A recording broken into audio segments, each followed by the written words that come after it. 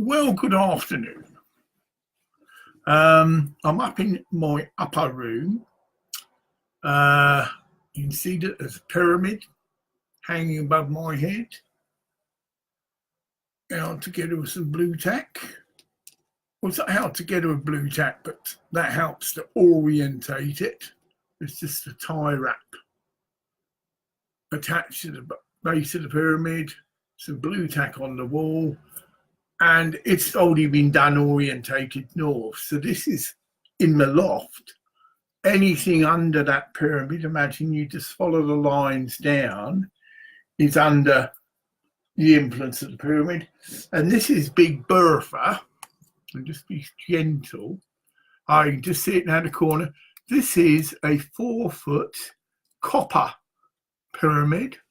We get in thing. You can see the shape. It's an amazing design. It is 4 foot long, and the tops are just linked by a ring, but the base is actually measured or structured high by chainmail. So basically, to set it up, it's just like really an umbrella. You know, it's all together. It's in a tube, just perfectly mobile. I'm doing my salesman bit now because I've looked into pyramids in quite a while. This is the best, most reasonably priced pyramid, large enough for you or anyone to sit under, to meditate under. And it's portable. And it fits into a 4-foot tube. You can take it on the plane. This is what I've been waffling about, you know, because I've checked all this out as you do. And there is some ridiculously priced equipment. And copper is okay. Okay. In fact, gold would be better. I've shared that. Gold's better than all. And it's brilliant, simple. So you go out, find a nice place, open it up just as you would like a umbrella. The chainmail at the base sets your measurement there, so you get your perfect angle. You make one of the sides, not the corners, a common mistake, is orientated north. Then you can either sit under it cross-legged if you can. I can't do that so much now. I'd have to have a big cushion. Or you can even fit a little deck chair under that. All very mobile. And it's what I'm intending to take down to the Pindwall Foundation. So I just need a 4-foot square of land. I'm on headphones, so you imagine it's even more irritating, only because of my neighbours, you see. So I have to get rid of them. I didn't say it like that. Hi. Very busy, actually. I'm doing a live Facebook broadcast. Yeah, you understand?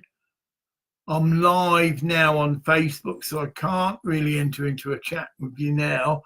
But if you can get onto Facebook Live, you'll see this, because this is happening now. Yeah? So bye for now. He gives a fund up, so I think he explained. Okay, hello. Now behind me, another piece of technology, right? Sacred geometry, a beautiful in the same self. Now am I going to get over this? You see, I'm using headphones. Let me think. I don't need them on. Of course I don't. That's it. So I've now isolated my headphones. So that's okay. I mean, obviously, me speaking, but it's a reasonable time. I have got neighbours, you see, just this way. I'm in a loft room. So I can never really do this early hours of the morning and whatever. But this is a nice facility. The atmosphere up here. Because also, needless to say, the roof. So I'm in the roof, is pyramidical in shape. So you've got a triple whammy effect. The Earth's energy, and you can do this. This is one of the lessons to teach your thing. You can hang a pyramid from your ceiling, as this is, and it will still obviously draw and act as a device to just draw the Earth's energy up. Yeah? And so now with this big one, 4-foot square pyramid, and imagine that goes down, you follow me, so the base of that will be far bigger than just 4 foot as it is now, because it's up in the air. And all that area, the Earth's energy is being drawn up. We have the technology. It's a joke, but we have. And I've finished off the chair. You can just see it's got crystal set in, oak, beautiful natural material, and it's on casters. So I can move it about a bit and get it positioned, because it would be a bit, we need it because it's just got flat legs. It's generally designed to just be put in one place, but this is movable. It's got casters, and I've got a lovely energy feel about that. Like I say, it was involved in the fire. I can't show you the shrine now because you can see this now. It's all beautifully decorated. Brand new carpet. It's the nicest room as well in the whole house. If I was a new agey person, which I am and I'm not, oh, this is nice. You know, there's not a lot of rubbish and stuff on the floor. It's not cluttered. Like I said, I've got a lot of space that way, which goes into a boiler, and that's where the big pyramid is set up. You can't move a lot that way because imagine it's an eaves, but if you stay in the centre, well, this was a child's bedroom. Well, it could be an adult as well, because I have got the space to put another bed down. So I could squeeze, put guests up. I don't like it because of my diabetes. Mind you can have a chemical toilet thing if you need to get up in the night and wee or whatever. But for me, you know, my leg, you know, it's a small little stairway. I don't sleep up here. It's actually advised not to spend too much time under the pyramid. Okay, now I've been listening to some brilliant Crosby, Stills, Nash and Young. If you go onto YouTube, I've just done a couple of videos, and Neil Young's been incorporated into them because it was the influence to them. In fact, the previous one I've done, right? And the people that are doing it have linked me in with all these music videos, which are brilliant, of Neil Young. And you see things like Four-Way Street. And when he was with, whoa, he had his own like band, which took a name of a very famous Native American chief who was obviously well into shamanism, although that name can be applied to many different other things, but it is shamanism, right? You all know Crazy Horse. They are. Name of a famous Native American chief, but it was the band had taken the emblem of a horse. Okay, galloping. Brilliant line, huh? Yeah. Very much the driving, thumping sort of thing. And you can then see what I've talked about, that it only needs one person on a stage to be anointed, right? Carrying the energy of the spirit, taken a psychedelic substance, that his aura then will affect everybody else, as I did at Stonehenge. See, the same theory. These are musicians I'd never met, never rehearsed with, and it was an electrifying, powerful jam session. It's a pity it wasn't filmed, but there you go. People would remember it anyway, and the energy went out. That's the most important thing, I'm being told. That it went out, and who knows, that goes on, and infinite sound, like radio waves, does just keep going. Although scientists would disagree with it. And so eventually said, only because we can't hear it. So hypothetically, you're 5 miles away, you wouldn't physically hear it. But the energy waves on other levels does, like radio waves, just keep going. So actually, you've done your little bit. All the musicians at the Glastonbury Festival under a pyramid, okay? And I attended the first Glastonbury Festival. I've shared about that. But again, I'm clearly implied when Chris Graham, don't worry, you're repeating yourself. Is it like gets in the mix and people might hear the same thing but a different way? So yes, there was a pyramid stage at Glastonbury, and the first Glastonbury Festival, like I say, was totally unadvertised, and you had people like David Bowie turned up, Melanie turned up. These are all fairly well respected, established musicians of the time, right? Pink Fairies turned up, whatever. Needless to say, Jimmy Blowblob's here was on stage. Okay. I made myself quite comfortable on the stage, was quite busy rolling joints and patting them around, right? And that's okay, because this wasn't glamour festival, where you have security and where people were into, worshipping the pop stars. We're all equal. And at this festival, that's clear. There's no one stopping you from walking up to the stage. No one going to stop you if you wanted to pass a joint to someone.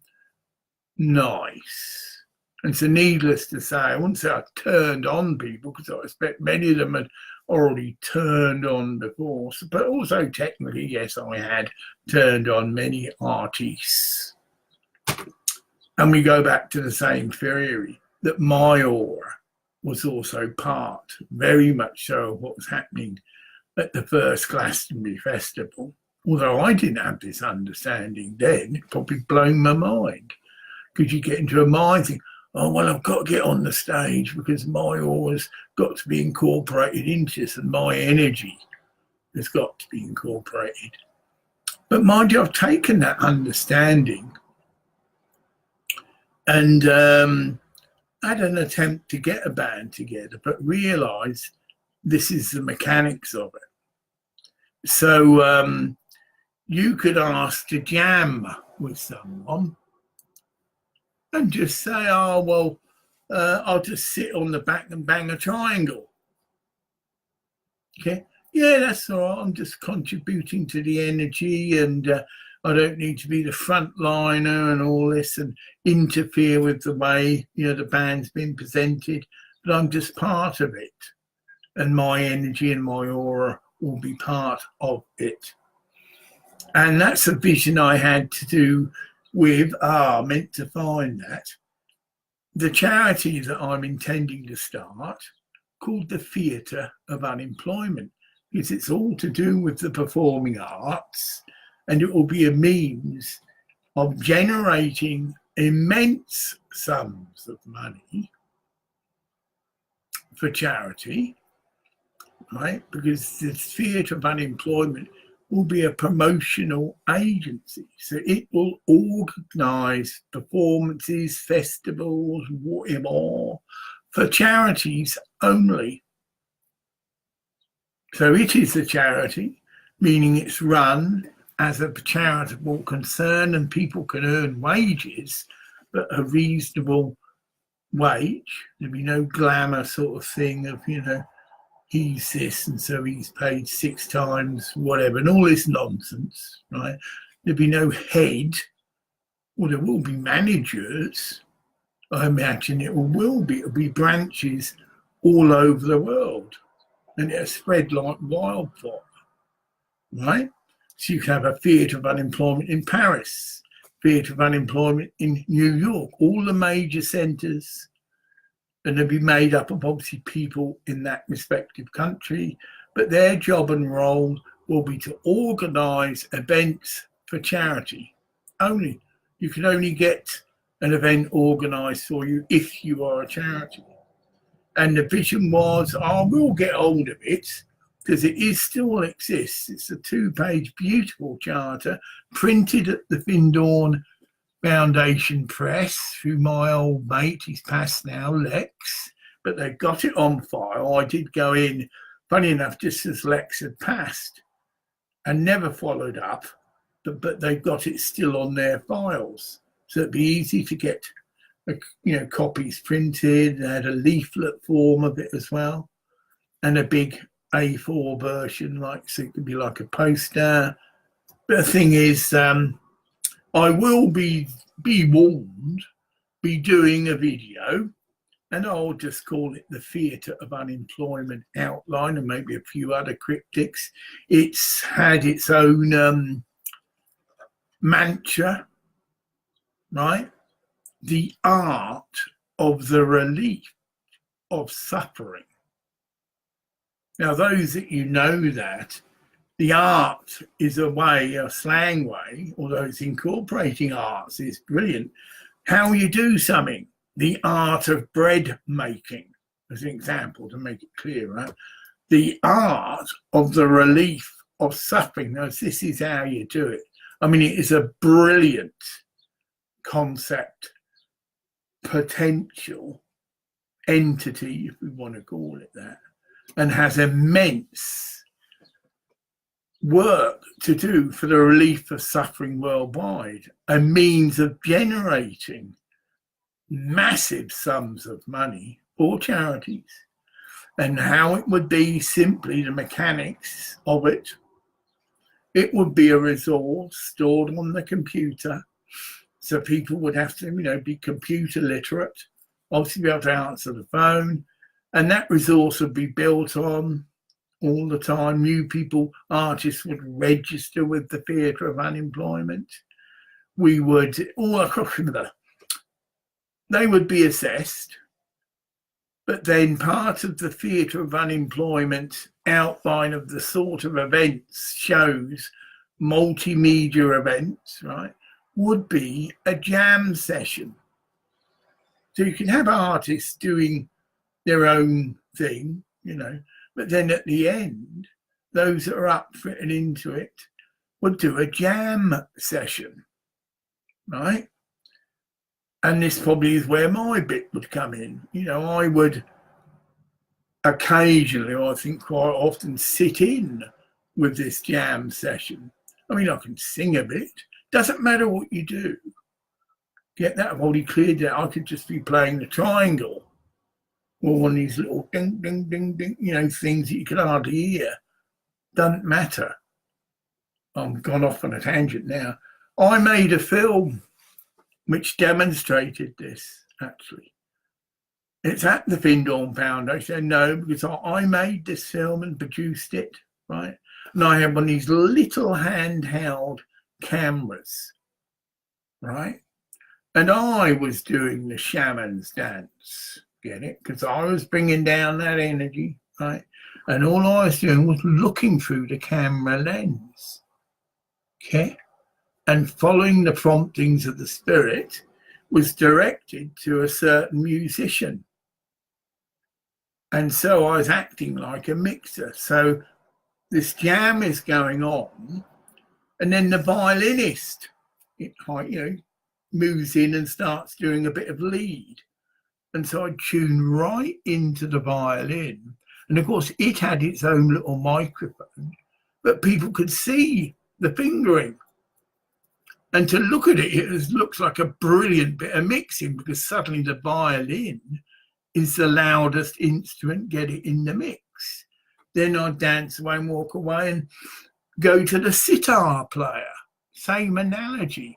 It's all electrified, but if you go right up to the physical presence, if you like, of the instrument, the sitar became the lead, so people could hear what the sitar's playing over the top of all the other instruments. So again, it's like shamanic mixing, because also my aura, I understood my effectiveness is going on, that my aura was overshadowing their aura, and suddenly, because the spirit's coming through me, their musical ability or whatever was enhanced, because it's a jam, and it's just going with the rhythm that locked it all.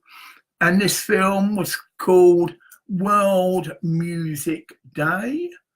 It was only put on to, it was put on to DVD as well.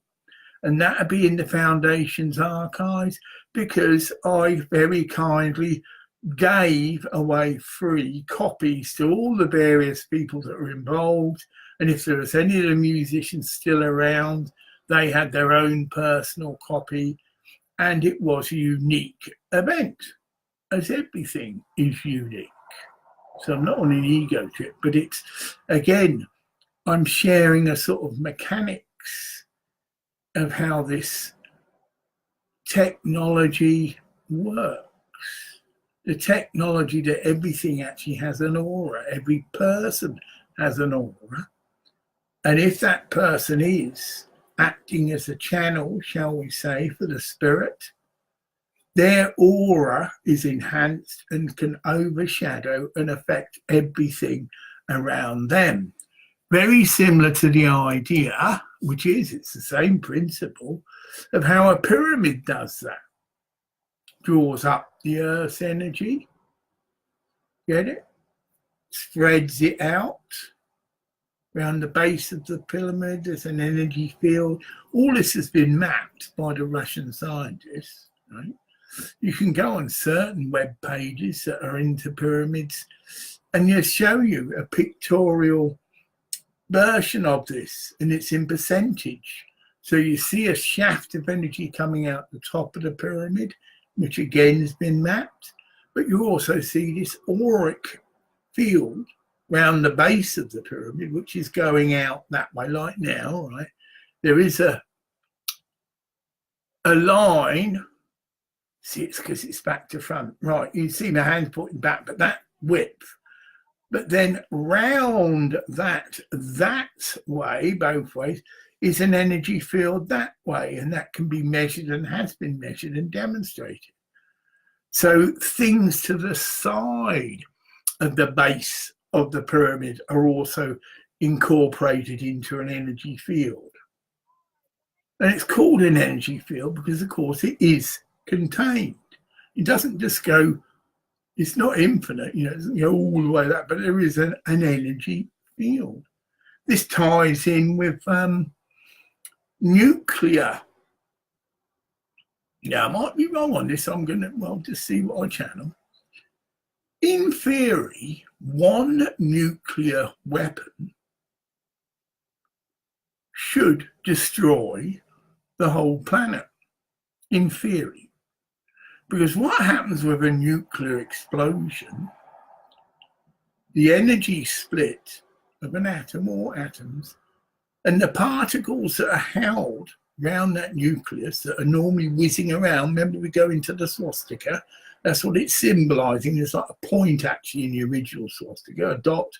And then there's this zigzag representing the other particles that are generally whizzing around the center.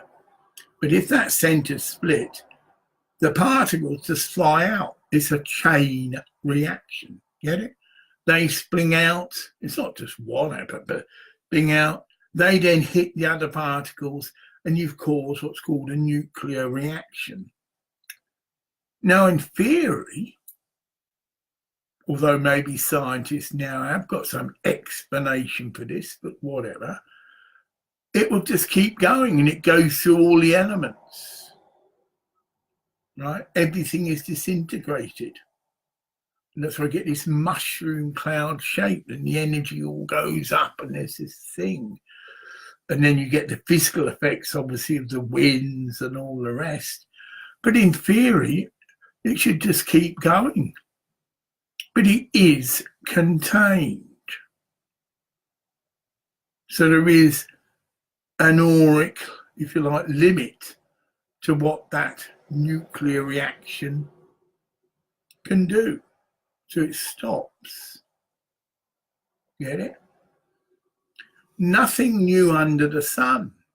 This is your angelic kingdom again. There's allowances made, and that although that's going to change.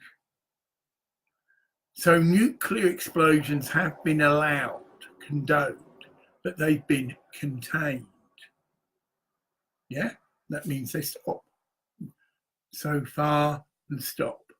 Now, I believe, the situation has evolved, and we get into things like white magic and electricity. Now, electricity is involved in many processes, and not just how we generally conceive electricity to be. Okay? So actually, just like water, electricity is an element and can be generated other than physical generation. Okay? Well, most people's concept of electricity is you put this metal prong thing into a socket and the energy just flows into that cable, shall we say, because you physically put in this plug, right?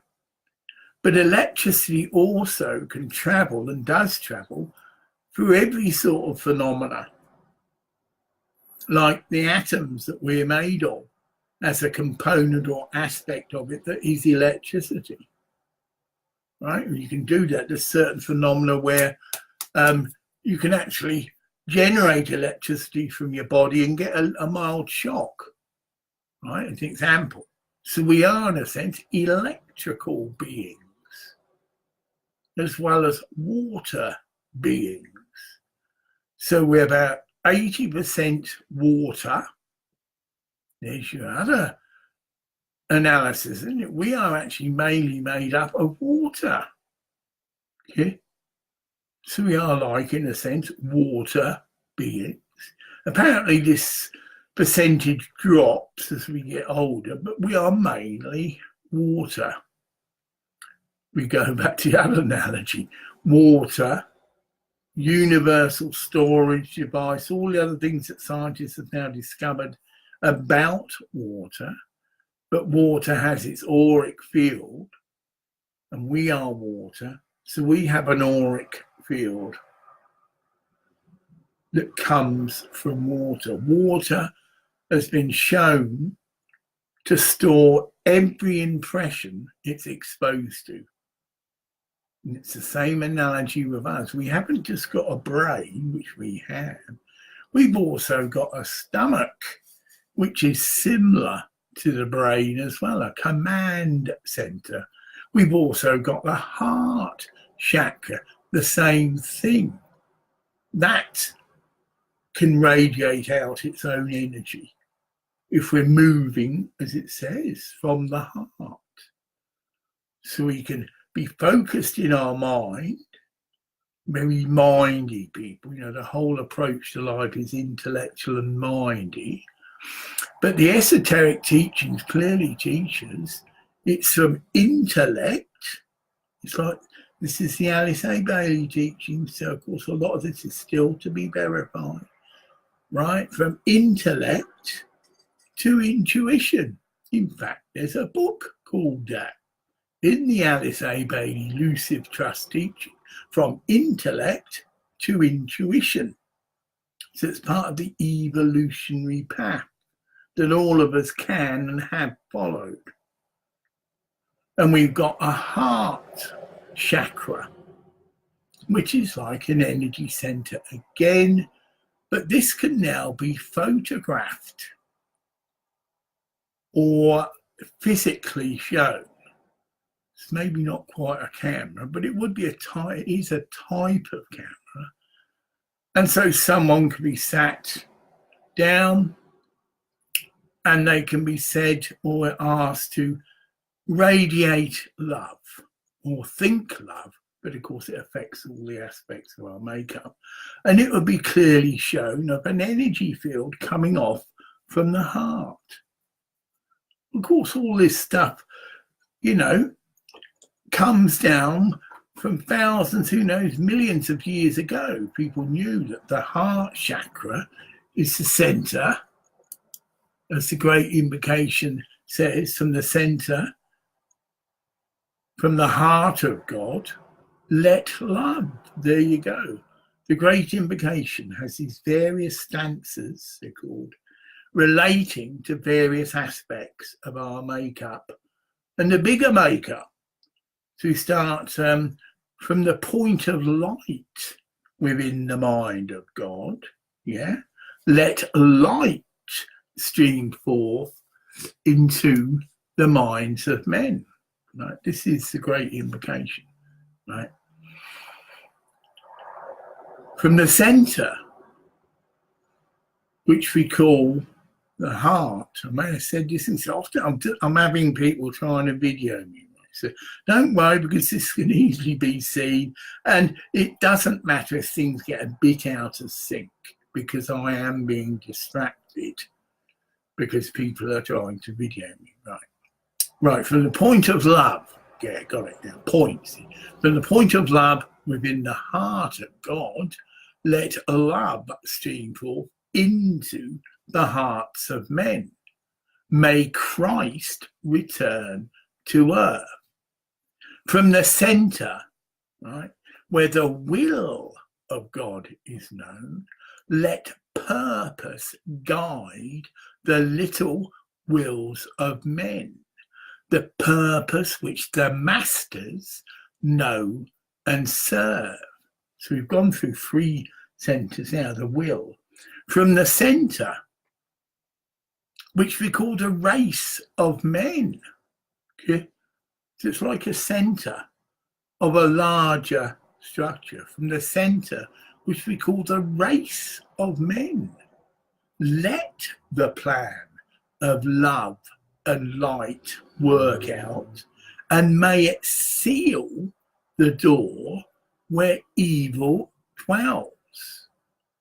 And then it's final. Let light and love and power restore the plan on earth. And you genuinely, you seal it with 3 ohms.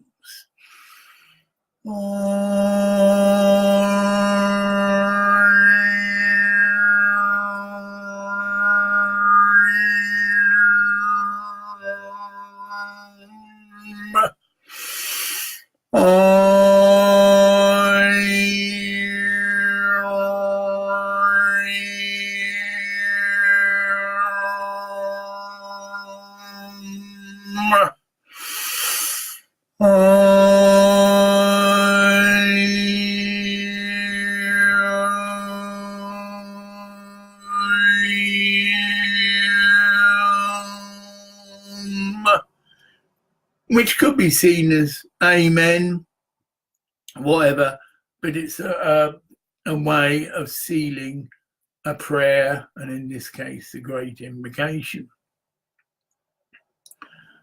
So electricity, just as water, is, if you like, a sacred element, something that's part of everything.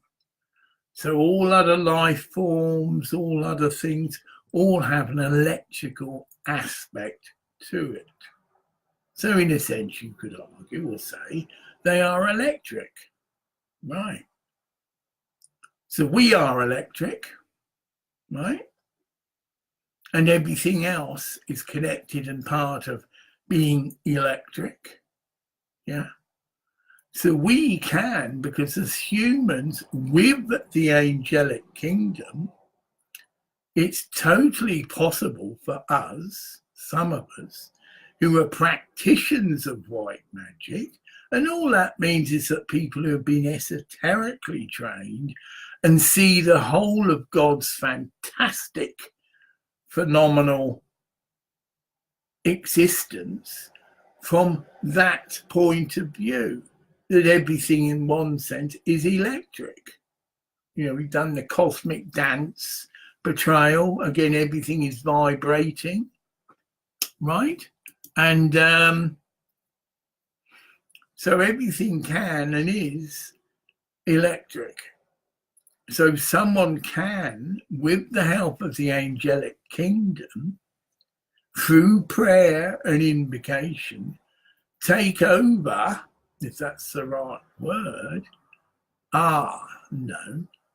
ask and invoke that electricity comes under the power of light. So in a sense, it gains consciousness. And that means then that electricity has intelligence, consciousness, it means the same, awareness. And the angelic kingdom oversee this, and basically part of your wish and ask, because you don't tell, is that electricity does not function where any circumstance could lead to the destruction of people or things, i.e. nuclear missile silos, as an example, right? Now, this is a mini prophecy, because I know this technology has been available in the past, nothing new under the sun. So if you take concepts like this, you'll have these things revealed to you. Of course, it might blow your mind, but this is good, positive stuff. Now, I say that I'm not God, meaning I'm not totally infallible, right? But I do know not just the angelic kingdom is very concerned and involved, that's probably a better word. We can't do anything, right, without the angelic kingdom being aware. And then you get it, can impress other people to, in a sense, protect us from ourselves. And we've gone over that concept as well. Nuclear energy is not new. It might appear new to some of us, but has been discovered many, many times before. And it generally is at a crisis point, because it does potentially enable man to destroy himself. But it won't happen because the angelic kingdom oversees, like I say, everything. And if people need to be inspired, we get right down to nitty-gritty thing to take out a certain country's nuclear ability because they're not quite moving in the light. You're now trying to click a few things together now. That will happen. And that certain people will be stopped before they get anywhere in that position. But this comes from the angelic kingdom. The mechanics of it. Saddam Hussein, all of that was true, nonsense, but any, we can't name it, but sort of world power come leader characters can't do anything hidden or secret. They might go down into bunkers to avoid detection from satellites. They might have built themselves, which of course would be detected as well, bunkers that are supposedly going to protect them from a nuclear exchange. Nada. It was known and is known by the angelic kingdom, never mind, CIA and all the rest of it, which do have very elaborate and sophisticated monitoring technology. Satellites, as we've seen, can constantly go over the earth and actually have a fantastic capacity to magnify the image, and they can see with facial recognition software, that this is a terrorist leader, and if we've got the appropriate technology available and near, drone, we can take them out. But this is far more sophisticated than that. We're talking about a life energy beings, angelic beings, who don't want to allow us to destroy this beautiful planet, which is a living thing as well. We also we're getting into a bit far out things, and I'm just moving in the spirit. Me not ever met an alien, at least not in this incarnation. And even if I had, I'd probably be guided, and my door keep whatever. Just no, you don't mention that, because you can get yourself locked up for being insane. See? So no, I haven't met aliens, but I do know of many thousands of people that have. And I would say, if you're interested in looking into that avenue, get onto Gaia TV and check out a man called David Wilcox, who, in my opinion, which I'm allowed to have, is a reincarnation of Edgar Cayce, who was a well-known, recognised psychic with immense and amazing abilities. Now, I won't go into that, because you can do this. Edgar Cayce, who the hell was he, right? And you'll find a wealth of knowledge there. But certain projections of the possible future is that the aliens will physically reappear, show themselves to humanity, and also demonstrate that they have far superior technological abilities than us, and that they could, if they wanted to, physically interfere with what perhaps some humans might be intending to do. So they've gone off the line and are following a different thing that they shouldn't be. Yeah. How are we for time? We've got 20 minutes. But I'm getting some pretty negative vibes. Oh, yeah, we're touching on something, a bit of a nerve here. So I'm being told to, inspired to re-say that. Nothing's written in stone. This is just a potential scenario. Right? And David Wilcox will agree with this. It's a potential scenario. But for those of us who are concerned, it's good news. The angels are overlooking and watching what we're up to, are far more aware of what we are, of what potentially and what is going on. Right? The angelic kingdom, again, are connected with everybody and everything. And they can connect with our angels. You know, angels can connect with the being. It's a different sort of system. You know, it's explained that angelic or spiritual beings are totally able to be thousands of places simultaneously. So it's a different ball game to what we're in, right? All these evolved saints, avataric figures, same thing. Mother Mary can be in millions of places simultaneously, if need be. Jesus can be millions of places simultaneously. Buddha can be millions of places simultaneously, etc., etc. Krishna, whatever. Go on and on and on. And because they're no longer restrained or limited by the physical body.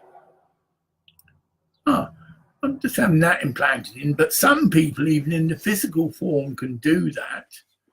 It would be like a meditational thing, but they would sit down, be still, and can project their astral body. Shaman do this, right? That means the physical body can be here, but they can go, as we do in dreams, anywhere to connect in with other people if they need to. It's called astral projection. So this can give us, as mere mortals, a lot of hope. But we mustn't, because my gatekeeper's pretty hot, as are the angels that are, you know, my guides and helpers. And I'm under a pyramid. Nothing, I'm being told, is affecting you, but your mind's just got into a wee paranoid twinge because you're trying to analyze what's being said. So I'm not entirely pure and centered. That's just my mind trying to analyze what I'm actually saying or why I'm saying it. Was all to be transcended. Right? Be still and know that you are God. So just chill out. I haven't got my water with me, but there you go. Next time, water. Because you do anyway. You start to slobber. Any medium, can report that. They always have a glass of water with them. Because the mouth can start to, play up. Your throat chakra can start to play up. Right? We're still being finely tuned all the time. And every time I do this, it's learning for me. Right? You've never got it all completely sussed. You should stay open. Send a prayer up. Blessed guides and helpers. What's happening? Yeah. Blessed Michael, please draw near. Invite them again. Please draw near. Blessed Mother Mary, please draw near. Right? And you go for a whole list of spiritual avataric presences that can be called upon and do respond. Get it? Ask, you will receive. Because it's not, as some people can think, well, I can't ask Mother Mary to come to me or assist me now. She's probably got a lot better things to do, sort of attitude, right? No. Again, she's got millions upon millions of expansions. So you're not distracting her, in a sense, from doing something which you might consider more important. See? So call upon Mother Mary, call upon Krishna, call upon Buddha, call upon all whatever avataric presences or beings that you acknowledge to be true. Call upon Ganesh. I was sharing about that, yeah. A 5-headed statue of Ganesh is in this place in Thailand that I lived on or near, right? Nain Han Beach. There's a Wat there, which means a Buddhist temple. And all the land is, in my opinion, sacred and holy, and is most definitely what would be called a cosmic power point. But in the grounds of the Wat, there are shrines to different deities. This is one of the things I love about Buddhism. Open to all other things, So there's not just Buddhist saints that have got a little shrine that people can visit.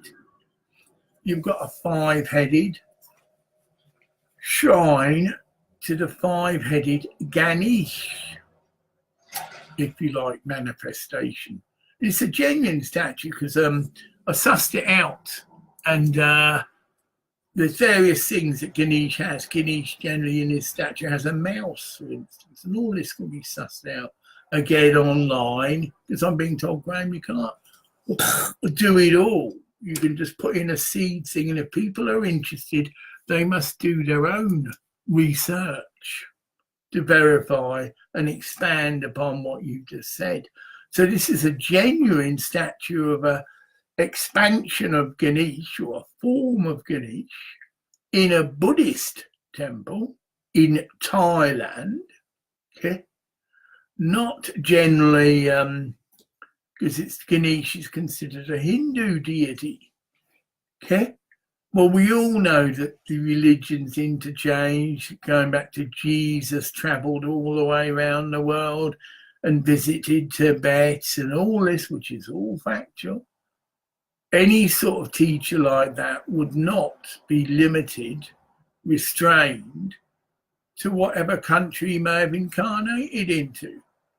He's a planetary shaman, as a definition, a planetary avatar. And needless to say, to even confuse that, not confuse it, but to counteract any arguments that may be being projected at me, Asterley could go anywhere and still do and administer his influence anywhere that he was called upon. We go around the circle. Someone's might be in Scotland and I invoke or ask Ganesh to draw close. Ganesh, as a spiritual ministry, is the remover of obstacles. Me, I ain't finished, have we? No, I haven't got it in. I've been trying on and off, to get a charity started again, which has started in this ministry, the Theatre of Unemployment, and have been met with quite a lot of resistance, and didn't get the help I thought I should have done. I shared your appeal to millionaire pop stars and that, and it didn't gravitate with them. Okay, Richard Branson's got his little things that he feels he needs to do. Fine. And Pete Townsend, fine. He's got this charity to do with, I think it's disabled people, right? And obviously his advisors say to him, no, look, you've got enough, which is probably truthfully on your plate. You can't take on that role, to be one of the founding members, to act as a patron. So simply put, I'm going to wind this up. The Shamanic Studios, which was a charity that I've run, I do know the process through, and I do know, even though I didn't completely follow through from the outline of the Theatre of Unemployment, which advised me the next stages, you must get a committee together, you need a treasurer and all these various office bearers, right? And whatever. So you do need to get a group of people that are sharing that vision and obviously prepared to give their time to do that, right? But I did set up my own charity, Shamanic Studios, and the ruling, it can be very loose. We only met once every 3 months. So it's just really, it was the finances. So you've got a treasurer and he keeps the books. And we just really, that's all we did, because I single-handedly ran Shamanic Studios. I was the sound engineer. I was the recording engineer. I did all the work, but the committee was just to give it a legal structure. So we'd meet once every 3 months, or if there did be emergency thing, obviously you could call it. I think you had to have a minimum number for a small concern of 3 people. And the only privilege you have, if you're the founder, like I was obviously, is if there's a vote and a bit of indecision, you have like a casting vote, or you must have an odd number. Other people could join in the committee, and some of them you can give the right to actually vote. But again, another ruling was that you must have an odd number. Minimum of 3, get it? But it can be 5 or whatever. Again, to allow democracy to be a thing. But like I say, a bit of Shamanic Studios was just me. It's a recording studio for people with disabilities, and I was the person that did the work. I tried to encourage some of the others because we got donated a bus, right? So it extended the service from just being from this building. And I went out with a bus. It's actually donated by a musician who, Wadada, right? And of course, we got the money to get it MOT'd, and it's a good old truck and all. It was what his band used to use to travel around. So it's geared up for carrying equipment, but it's an old diesel thing, but it got us there. And a couple of times we went to a drop-in on the Isle of Skye and did some recordings. It was all organised, put out to the drop-in that we wanted to come. And could they put that out to all the members, and anyone that got something quickly to do? One guy played bagpipes, any little thing that they'd like to be seen. We made a recording in an afternoon. Very disciplined, you see, and just had a little area, and I got it sussed how to do that. 1 or 2 mics optimum. Simple but effective. And I could process it later. And they each had a recording copy on a DVD. I had a DVD printing machine as well, duplicating machine, so I could make a master, which you can easily on a computer. But then I could put that master into a duplicating machine. But I think I've got that. And it would do 5 DVDs simultaneously. So you could soon bash out 50 or 100 copies, right? And I designed my own label, which incidentally was Stonehenge. So we're going back years now, but I've been interested, obviously, with megalithic PowerPoints, although I wouldn't have known that exactly, but was attracted to Stonehenge. I used to visit Stonehenge a lot. It was just down the road from me when I was a biker. And often the weekend was spent just driving down to Stonehenge. It's a bit different then.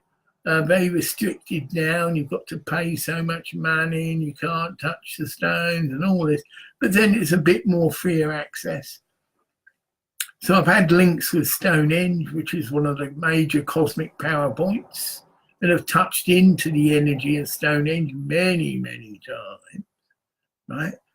And that was what was used on shamanic. See, there's your shaman again, the shamanic connection of how I called the charity Shamanic Studios. And that can all be sussed.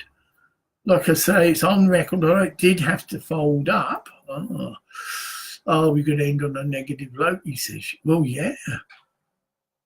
I was running this single-handedly.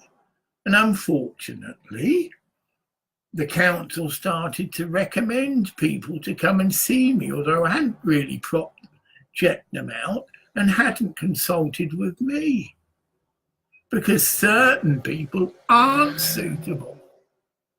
If someone is a psychopath, they can be very aggressive, very angry and out of order, basically. And I had characters like that being sent. I wonder why. Because they, the so-called established psychiatrists, couldn't cope with them. It's quite simply that, most definitely. One character that come had been fed a load of wrong information. He came in, it's negative, very arrogantly, was demanding, right, I've got this single to make because I'm in love with this 14-year-old girl, okay? And he obviously wanted to impress her, but he wanted to record it all himself, do the drums and all that, and whatever. A lot of work, like multi-tracking and going over and over again and all this crap. Not like I like to work, of just a live take. If someone's gifted, but he wanted to do the drums and the thing. So there's all this rubbish going on. But then again, his ego and his psychopathic, selfish sort of persona, which these people have. Right, I want the maximum time, allocated to me. So I want to come back tomorrow and do this and that and that. Whoa, that's when I drew the line. I said, no, I only give someone a session a week. Obviously, I've got other people, and I want to stay open to other people. So someone applied, and I was seeing this person every day of the week, was not on. And obviously, he didn't like that. But then I told him straight, because he took the attitude, look, this isn't your thing, this is Morrie Council's. I'm going to go and report you back to them. Woof. Cutting word come through then. Look, mate, I fucking brought all this equipment here. I paid for that fucking PA. I paid for that mixing desk. All Morrie Council provided me with was a fucking building. He didn't quite do it, Kev, because again, he's an arrow. I'm getting psychopathic India. That's it. These people have no real conscience, right? But yes, he may have gone back to the Moray Council who sent him. I didn't get any comeback. Actually, I did later, but that's right. Because I was right and they knew that. I'd used my own money to set it up. Classic, I put my money where my mouth is. They couldn't really refuse me. This was costing the public nothing. And I started it off in my own council housing estate flat because we used headphones, right? And the media got hold of it and we got a lot of excellent promotion. And it was clearly suggested by me, by many people, quote, well, why don't you, because everything I provided, the tea and the biscuits and everything, right, and was getting no financial assistance again. I wouldn't take money off. So some guy used to bring his own coffee as an example. Because I didn't stock, I had tea. I didn't like coffee. But that was, he'd bring his own stash of coffee and so we could have some coffee while he was there, right? And I brought the initial equipment, like again, I said a Korg synthesizer. It's simple, but the synthesizers, can play all sorts of instruments. So I gave it a lot of thought. We're very limited on space there. But all I had was a synthesizer, which could all be put through headphones. And all any neighbours may have heard was him singing. And he wasn't a raucous rock. You see, Papa was more of a ballady sort of person, and his songs had a lot of humour in them. But, dun, dun, dun, dun, dun, which they couldn't hear at all. So they couldn't hear the piano either. Any of the instruments that are being used for accompaniment was all done through digital synthesizer, a Korg, right? So he would just sing and he could hear through his headphones the music he was playing. So he had something to sing to. And that was it. That first CD, which I produced, recorded and produced, because there's a lot of processing on it, got an amazing write-up in the local paper. It was called, now he's going to get his plug, Institution Roads, and it was by a musician called Biff Gladman. Now this could be checked again. The music, I've sent him a copy, the local paper, the Northern Scot, right? And it got an incredible review, and rightly so. He tuned into not only the quality of Biff's lyrics and that, which was very amazing. It's all about mental illness, but interject with humour. Tablets, one of his songs is called Tablet. Take them on your holiday, take them to Spain. Tablets, but I think one of the best tracks we did, because a lot of thought, and that's when the production skills come in. I'm in the mood for Largactual. So we took quite a bit of time, and we did over most of them. I said, no, I want you to sing it slower, as if he's under the influence of Largactual, because that's what it does.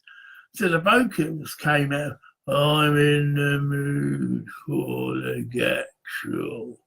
Right, but the amazing thing, we could say that was a miracle. I used a processing box. It cost over £1,000, generally designed to artificially create a chorus, a vocoder. No, I've actually got it here somewhere. It's just it cost £1,000. So I'm saying I bought the best liquid.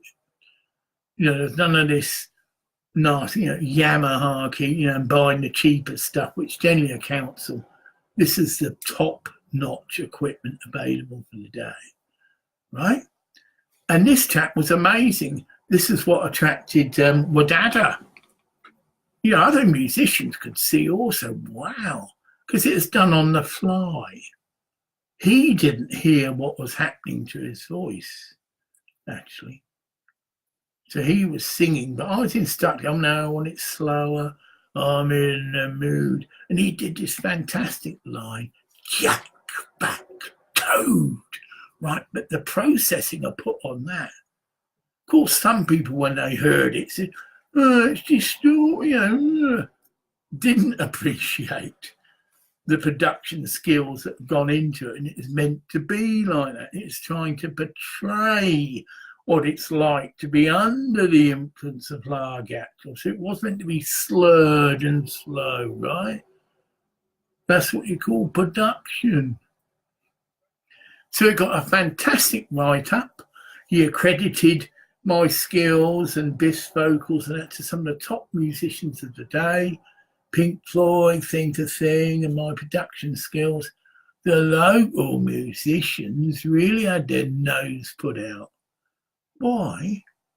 Because the sort of excrement they were putting out were covers. And you get that in the local music clubs as well. And I remember, I used to go to this folk club and the same thing. We jammed. The two musicians I played with, and I played congas, we jammed. And it became very good and tight. So I know what I'm talking about here. The aura of just one musician who's moving in the spirit affects the other musicians. And anyone who witnessed those jam sessions at the folk club in Forest, in the pub, there were some amazing jams. One thing went off with a very fast bass, with all this stuff, and I was fantastically tuned in and matching him with the beat. So imagine it, we're locked in, jazz sort of thing, very tight and fast.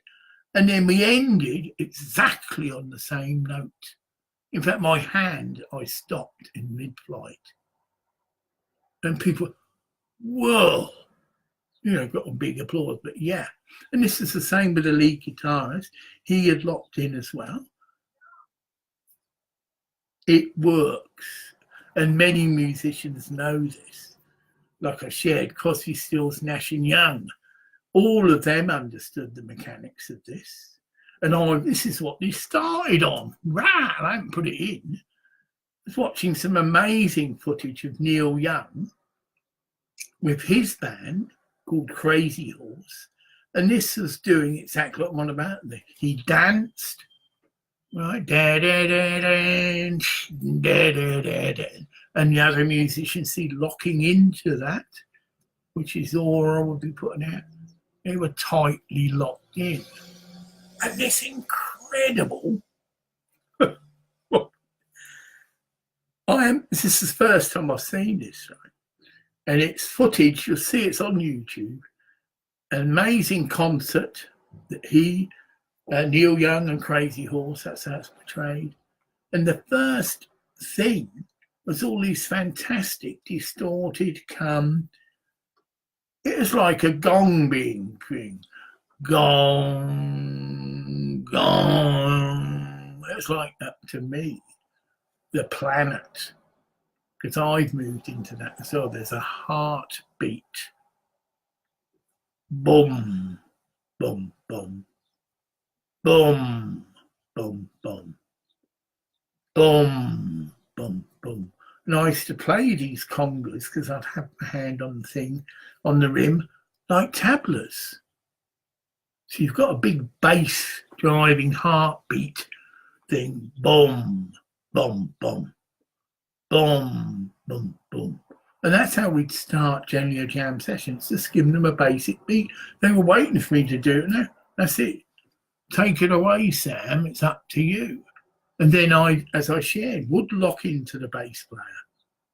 Me and him became as one, and all this fancy stuff. But it's just because we're locked in. Like I say, I'd just lock into his eyes, and that's it. And it is so tight that when he stopped, I knew exactly and was stopped in mid-beat. Yeah, tight together. No getting carried away and all this business. No, it's tight, locked in. And that's how the spirit is. And so this brilliant bit of thing with Neil Young, Crazy Horse, first time I've ever seen it. It's a fairly recent recording as well, and it was a festival that he did about a 2.5 hour set. Okay, right, and it is fantastic. And it started off with this heartbeaty thing with guitars and distorted.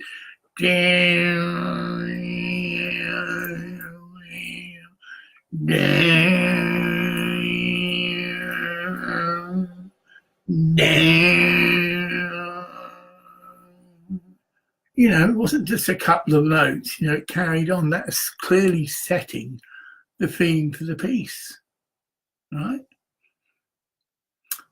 I have digressed. I have gone over an hour. Not many folk, although there's 17 comments. I'm going to go down because, so I'll go right down to the bottom. If anyone's asked a question, hi, oh, lovely thing, you know, a smiley face with 2 hearts. So it shows they really like what's being said. Bonjour, hi, well, that's French. Don't speak French. You know. I love you, but that is their actual name or their icon or how they go under. And an Alice Smith, bless you, right at the top. So it's most recent. Oh, no, there's more. Alice Smith, lovely lady, got a lovely smile, and she's just doing a smiley face. It's great for you. Obviously, you all need, it's not ego, but it's nice to get feedback because Ian Strange, bless you, Ian, but he hasn't said anything, but he's a local man, actually, Ian, and know him personally. A lot of these people I've never physically met. They're mainly from India. Could be wrong. Yeah, so I can't pronounce a lot of their names. Hello, love you. Well, that's nice. Yeah, we do all love each other. Someone just put a big heart, so that means the same thing. And then this beautiful one you can get, which is a smiley face and 2 hearts for the eyes. I'm just checking. No question. Yeah, Alice Smith did that. Again, same thing. Bonjour, hi. No, and another one of them. So quite a good response. Not a lot of people. 22, but out of that 22, there's 17 comments. So someone could just touch in and, you know, just out of curiosity and go. No, these people have clearly enjoyed and have bothered to make a comment. So I shall continue this. For those of you that are not, until I get blackmail, till I get my Bosnian pyramid water, then I am on a different ilk. Then I'm equipped, as we would say, and I've got the green light. Then I shall be out and about making my pyramid water, putting a little card together, and if I can, and I've not been excommunicated, display in the Phoenix shop at Bindle, where many people come and are looking into healing methods. And so I'll either be giving individual healing through the pyramid and the water and the pendulum, or going off and visiting nice places in the country when I can get some transport sorted, take me pyramid, and so actually lock into a place, a centre, get me a megalithic stone, anything, and then particularly visit places where there's water, whether it's rivers. I've already done, well, the Findhorn River was one of the first places that I started this work. I shared about that, how I took someone into the Findhorn River, scooped up the water in my hand, it was blessed, prayed out loud, poured it over this guy, I think 3 times, but each time he had a bit of a reaction. The 3rd time he was completely still and had terminated a psychotic episode.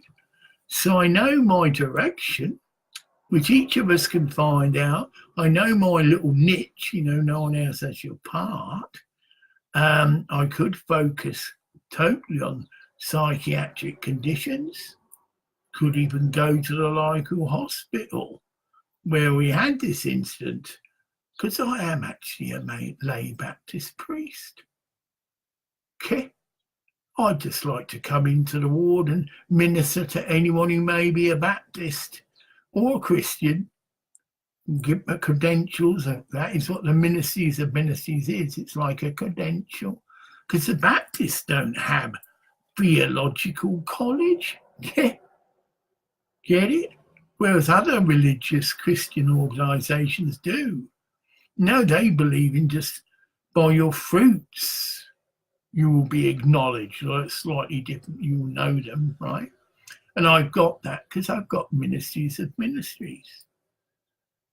Just get it printed up, go back to the church. They can be verified, because I've got exact date, time, the people that took part in it. Although it's 28 odd years ago, that doesn't matter. It will be there, and there might be, and I'm sure there are people still there who remember me. Just say, do you remember Graham Lifewinger? Oh, him.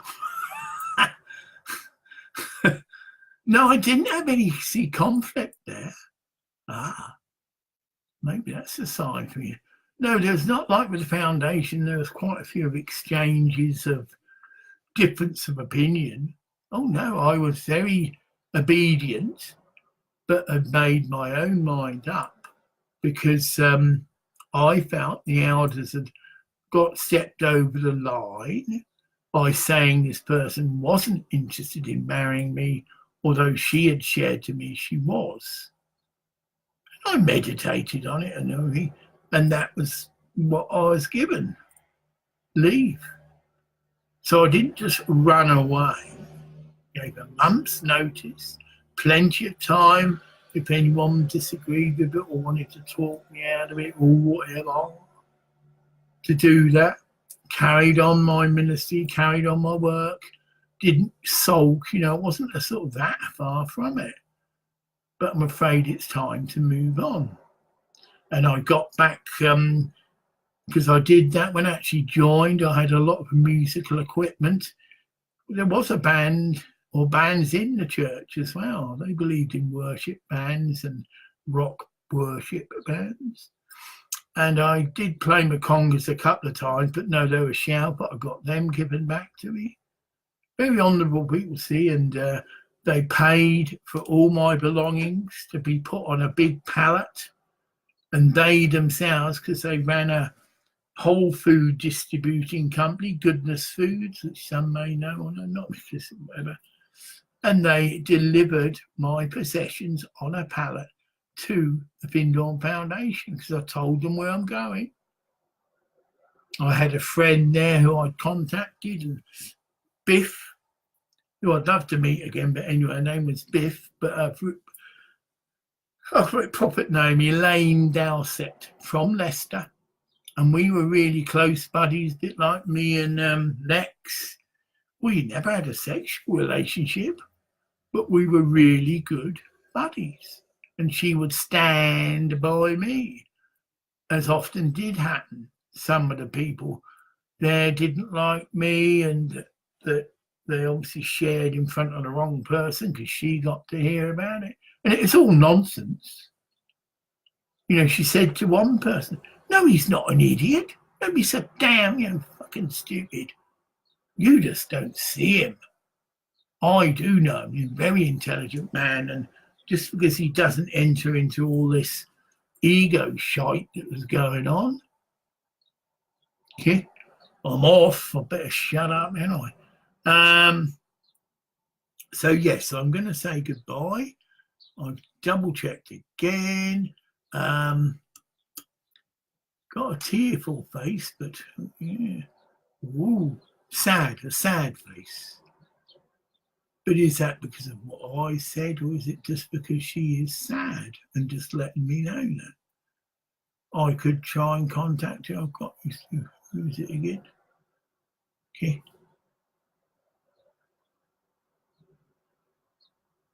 Well, most people are likes, needless to say. Quite a few loves, 1, 2, 3, 4, 5, and just one sad. And that's it. Care. Sust. Unfortunately, a gay person who I have rejected his advance, you know, didn't say anything, but did just block him, and that was it. And what won't, because he, you know, he did the number of just sending me a little video of his penis being erect. Again, I mean, I've said he's still here, but, you know, I ain't gay, try elsewhere.